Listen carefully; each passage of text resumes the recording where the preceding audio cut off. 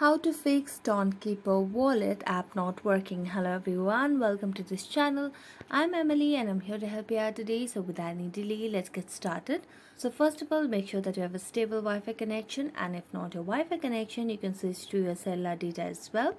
After that, what you can do is just go to the Play Store application on your device and make sure that you have the latest version of the Tonkeeper Wallet application on your device. So as you can see, I have an updated version of the application. So I'm going to go back and make a long press on the Tonkeeper Wallet application over here. Then tap on App Info.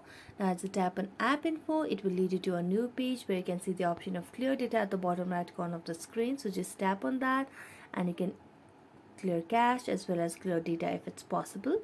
Then go to the app permissions and make sure that you toggle on all the required options such as camera, location, microphone, which I've toggled off right now, but you can toggle it over here. Then tap on reboot your device and restart, and your problem might be solved. So thank you so much for watching this video. If you enjoyed watching it, don't forget to like, subscribe and hit the bell notification for more updates. That's it for today. See you next time.